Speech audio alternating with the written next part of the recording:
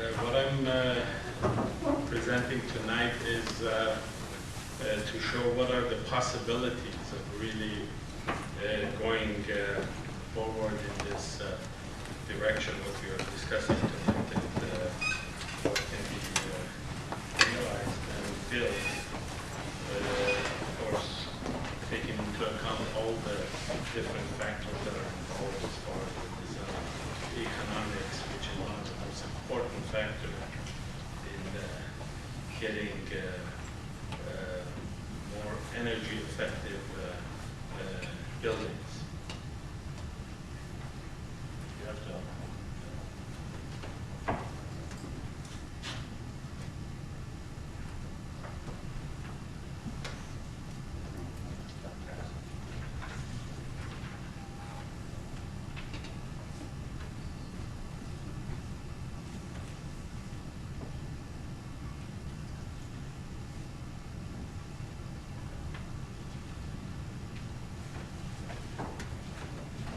I'm going to go through some of the projects that we have built in Europe, and of course our office is operating worldwide. We're doing buildings in Asia, Europe, Middle East, and North America, and Mexico.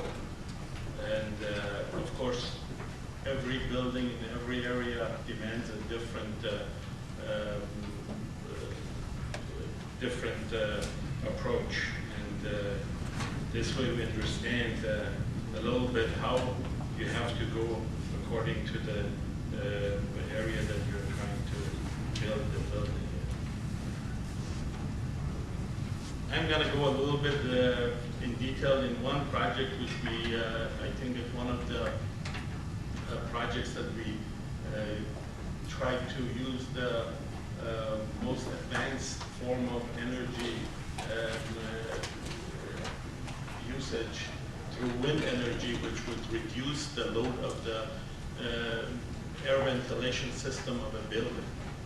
And this was a double skin facade, which would induce wind into the cavity of the double skin facade and develop overpressure, which would then be used for the air circulation system. This is a 15-story building in Frankfurt, Germany. It's for a bank group called KfW, which is a semi-government bank, which is very much involved in green buildings. The system itself, as I said, was a double skin facade.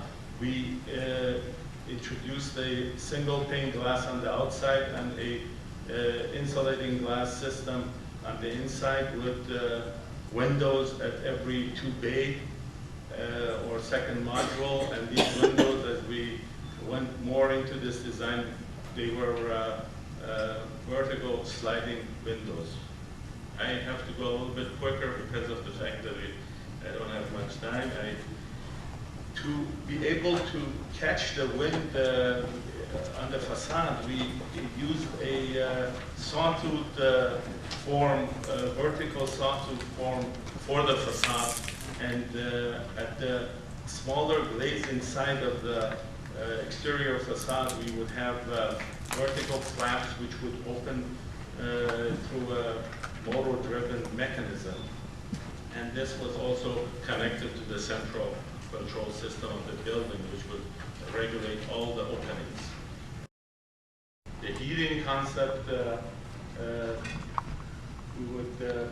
we have 3 options. One would be in the computer center, the cooling system of the computer center would give us heat gain, which we then would use a heat exchanger and pump it into the building through the, again, the same active floor system. And then we also use, again, the embedded hydronic piping, the slab on grade at the bottom. At the same, we could also use that. And then the third option would be the heat from the normal boiler, which would use the normal, would be the normal system. For the natural ventilation, you would have the, as I discussed, this window system and the pressure ring system for natural ventilation also, but it was limited to 10 to 25 degrees centigrade in the double skin facade cavity. That would mean that in this range we could use that system, the first system I discussed about the air circulation, for the natural ventilation. If we would be out of this range, then we would use a normal mechanical ventilation system. And here I'm just showing the high performance glazing, one with the soft solar coating on position 2, where we reflect most of the sun energy.